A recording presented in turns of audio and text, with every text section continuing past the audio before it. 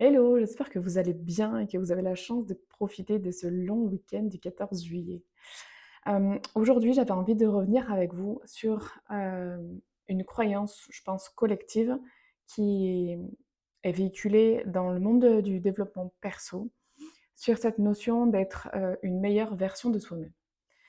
Parce que, je crois que c'est ni faux ni vrai qu'on devient une meilleure version de soi-même. C'est juste, qu'est-ce qu'on y met derrière? Hem Parfois, quand on fait cette proposition de devenir une meilleure version de soi-même, c'est comme accentuer le fait de: «Je ne suis pas assez». Puisque si je dois devenir meilleure, c'est que qui je suis aujourd'hui n'est encore pas assez ou n'est pas valable. Or, ce qu'on a envie de faire évoluer dans notre vie, quand on a cette appétence pour, hem cette quête du retour à soi, dans cette quête d'amélioration, c'est souvent des comportements dans nos vies, des schémas de fonctionnement qui, au fond de nous, on sent qu'ils ne nous correspondent pas, ils ne nous conviennent pas. Exemple, je suis jalouse, auprès de mon mari. Dès qu'une femme l'approche, tout de suite, je suis sur la défensive et ça m'énerve, je profite pas. Du coup, je rumine, ça met une mauvaise ambiance dans le couple et donc peut-être qu'au bout d'un moment, à force de croire que ça va arriver, je suis tellement à cran là-dessus que peut-être ça va arriver. Ou, je crie sur mes enfants, je n'arrive pas à avoir une autorité saine et naturelle et c'est quelque chose que je n'aime pas, que je n'ai pas du tout envie d'apporter à mes enfants. Je sens qu'il y a quelque chose qui ne va pas, que c'est pas de cette manière-là que je veux les éduquer, que je veux les élever. Et c'est ce genre de comportement-là qui nous agace. Ou ça peut aussi être, je vois plein d'autres femmes faire carrière, évoluer, et je sens que je suis comme un peu jalouse. Il y a quelque chose qui s'agace à l'intérieur.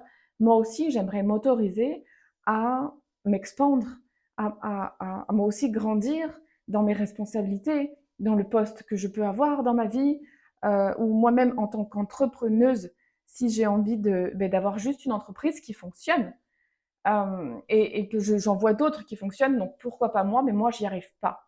Donc en général, c'est ça qu'on cherche à transformer dans nos vies. Et là-dessous, ce qu'il faut comprendre, c'est qu'il y a rien qui ne soit pas assez. C'est pas que vous n'êtes pas le problème.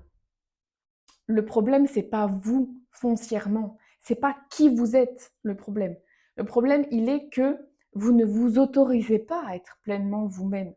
Donc, c'est pas devenir meilleur finalement, c'est juste revenir à soi, à l'intérieur, pour aller fonctionner différemment. C'est-à-dire si, bien souvent, là où il y a les plus grosses transformations quand même dans la vie d'une femme, et je parle au nom des femmes parce que c'est les femmes que j'accompagne, c'est peut-être exactement le même processus chez les hommes, mais je ne peux pas en parler parce que je n'ai pas d'expertise et d'expérience là-dedans.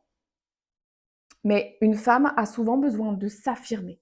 C'est un des plus gros boulots qu'on fait, c'est à la fois s'affirmer et puis sortir du côté sérieux, sortir des injonctions. Ça, pour le coup, c'est très vrai pour les hommes, et là, je peux l'affirmer aussi. Sortir de ce côté protecteur et je dois être sérieux, et voilà. Bref, c'était une petite parenthèse. Mais souvent, la femme, elle est pleine d'injonctions. Je dois être une bonne épouse, je dois être une bonne mère, je dois bien faire mon travail. Et tout ça nous enferme généralement dans quelque chose de très très sérieux, où il n'y a plus ce plaisir de vivre. Donc, bien souvent, l'expansion de la femme passe par l'affirmation de soi, savoir dire non, connaître ses limites et pouvoir les exprimer. Et donc, apprendre à ressentir ses limites, c'est déjà la première chose à faire avant de pouvoir les exprimer. Donc, comment je sens mes limites? C'est-à-dire que je suis connectée à ma colère. Et je suis connectée à une colère qui est juste pour moi, qui est informative, pas une colère qui est destructrice. Donc, c'est cette nuance-là qu'on va aller chercher, et c'est toute la souffrance qui est dessous et qui accompagne cette potentielle colère destructrice, invasive, et qui se caractérise par la jalousie, par des mots qui sortent, qui font mal, par un renfermement. Se renfermer, c'est aussi être en colère. En tout cas, c'est la preuve qu'il y a souffrance dessous. Même si, en apparence comme ça, tout semble être plutôt cool pour nous, qu'on n'a pas eu une enfance ultra traumatisante, mais peu importe, ça ne veut rien dire. Donc il y a déjà cette première chose-là, reconnaître mes limites et pouvoir ensuite les affirmer, les exprimer, les offrir au monde. Ça, c'est une étape qui vient plutôt après et qui, là, vient sécuriser, vient poser les choses, vient ancrer la personne dans son humanité. Effectivement, aujourd'hui, dans cette humanité-là, je suis limitée. Mon âme est inclue dans un corps physique qui est limité, il n'est pas expansif. Mon énergie est expansive, mon corps physique ne l'est pas. Donc c'est déjà réintégrer ces notions-là. Et j'ai perdu le fil de la deuxième notion que je vous avais dite juste avant. S'affirmer, pouvoir exprimer les choses et ramener de la joie. Ramener de la joie. Et plus je vais me sécuriser, plus je vais être connectée à mes ressentis, plus je vais pouvoir ramener du plaisir et de la joie dans ma vie. Ce que j'avais envie de vous dire avec ça, c'est que on a souvent tendance à croire que on va faire un travail sur soi et que ça va comme se faire tout seul.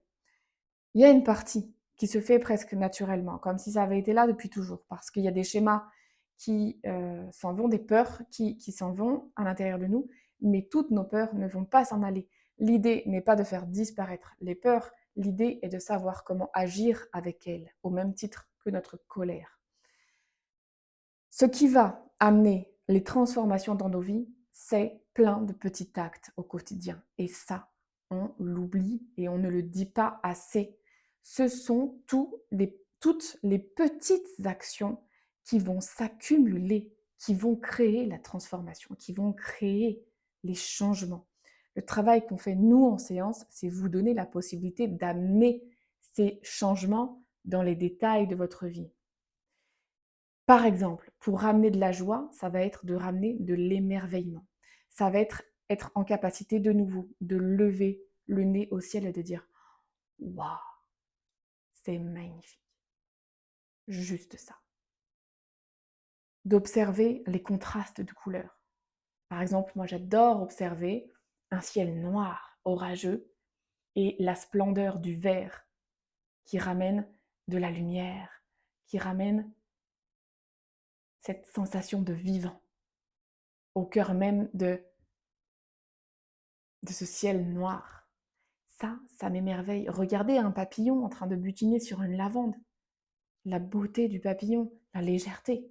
En fait, tout ça, c'est de l'émerveillement. Et avec l'émerveillement, il y a la joie. On retrouve ce côté enfantin, si vous voulez. Et ça n'a l'air de rien, mais ça change tout. Parce que quand on n'a plus ça, ça veut dire quoi? Ça veut dire que on a un cerveau généralement qui est focus sur ce qui ne va pas, qui est focus sur le danger potentiel. Donc on ne remarque plus ce qui va bien. Donc ramener des tout petits moments comme ça, plusieurs fois par jour, jusqu'à ce que ça devienne automatique. C'est ça qui amène les changements. Parce que là, notre inconscient, notre cerveau, tout notre être est en train d'apprendre à fonctionner différemment, à revenir à la base, à revenir dans la sécurité de l'instant. Mais quand on est en hypervigilance, en insécurité H24, et que le système nerveux est complètement saturé, on ne voit même plus ces petites choses-là.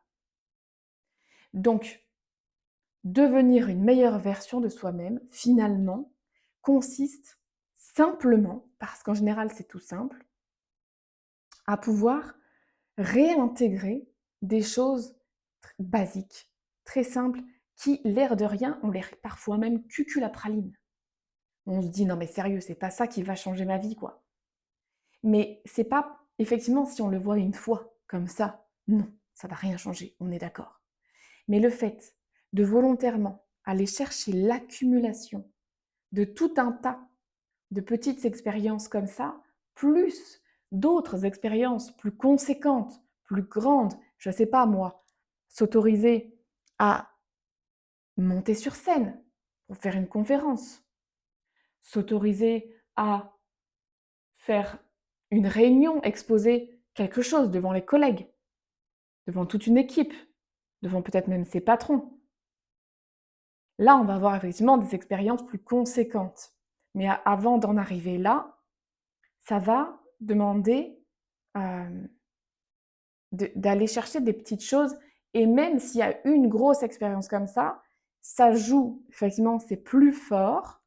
Pour autant, ça ne suffira pas. Il faudra que cette expérience se répète. Dans tous les cas, c'est de la répétition, donc de la persévérance, avec une part de détermination et de courage.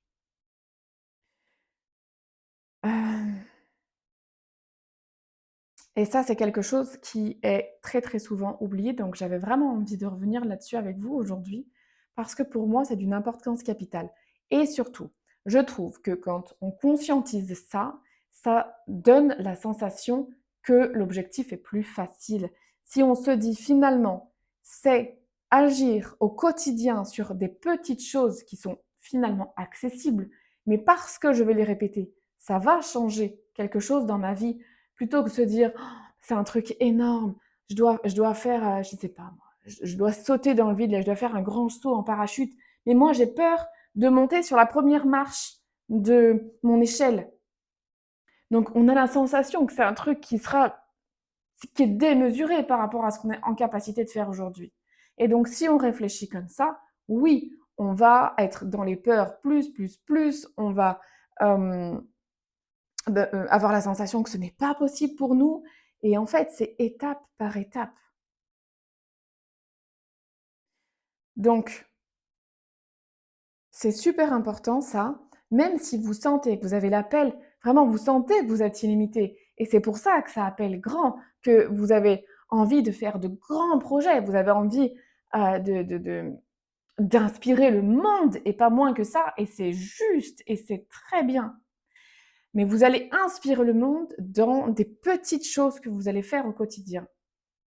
Et si vous inspirez le monde dans des grandes choses, dans des grands livres, dans des grands ouvrages, dans des œuvres absolument exceptionnelles, ok, très bien, mais ça ne va pas être la majorité des cas. Ou en tout cas, il y a de fortes chances que ce ne soit pas tout de suite. Donc relâchez la pression et allez chercher ce qui est accessible pour vous aujourd'hui. C'est comment je peux être encore plus en phase avec moi-même. C'est pas comment je peux faire mieux aujourd'hui. C'est comment je peux être plus en phase avec moi-même. C'est-à-dire comment je retourne à moi, comment je m'aime davantage aujourd'hui, comment je me sens mieux aujourd'hui. À la limite, c'est pas comment je fais mieux, qui est un truc encore extérieur et qui est encore jugeant sur mes actes.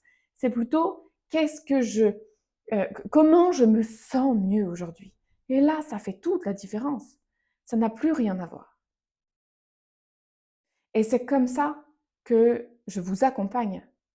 Je ne vous accompagne pas, entre guillemets, au miracle. Pour autant, je vous donne un exemple tout simple de ce que moi j'appelle le grand luxe et le miracle. Pour moi, ça, c'est un miracle. J'ai ma formation tarot qui débute ce week-end. Ici, dans la salle où je suis au premier étage, et juste en dessous, j'ai un Airbnb. Et il faut, pour que j'accède à cette salle-là, passer par mon Airbnb. Donc, c'est l'un ou l'autre. Donc, quand je suis en stage tout le week-end, je ne loue pas mon Airbnb. Or, mon Airbnb avait été loué il y a très longtemps. J'avais encore pas validé les dates de la formation. La date a fini par être validée. Et j'ai pas forcément fait hyper attention, mais la nuit du vendredi soir était réservée, ce qui fait que les gens peuvent rester jusqu'au midi le samedi. Ma formation commence à 9h30 le samedi, donc j'ai pas ma salle. Un peu embêtée, évidemment. Donc là, j'avais la possibilité de contacter les personnes qui avaient loué, soit pour annuler par exemple, soit pour leur demander de partir plus tôt. J'ai même pas eu le temps de le faire, les personnes ont annulé leur réservation d'eux-mêmes. Absolument exceptionnel, sachant qu'ils sont sur leur chemin de retour, qu'ils étaient venus 15 jours plus tôt et qu'ils nous ont dit hâte de revenir. Enfin voilà, on sera heureux en tout cas de redormir chez vous pour le retour. Donc il n'y avait absolument rien qui prédéfinissait le fait qu'ils puissent annuler. Et ils avaient même confirmé en direct avec nous. Ils n'ont pas donné l'explication, je ne sais pas pourquoi, mais aujourd'hui, c'est annulé. J'ai retrouvé ma salle. Miracle supplémentaire, c'est qu'avant même que j'ai eu le temps de fermer la disponibilité de cette nuit-là, une autre demande. Et ben là, j'ai pu imposer mes horaires en disant: «C'est OK». J'allais fermer les accès, mais vous pouvez venir, mais par contre, il faut partir à 9 heures. Est-ce que c'est OK pour vous?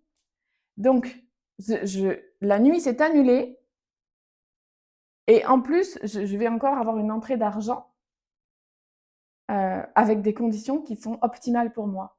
Et ben, pour moi, ça, c'est de l'ordre du grand luxe et du miracle. Et là, je me sens riche quand il se passe des choses comme ça. Je me sens chanceuse comme jamais, je me sens aimée, je me sens soutenue. Et si on ne remarque pas ce genre de détails-là dans notre vie, on passe à côté de notre bonheur.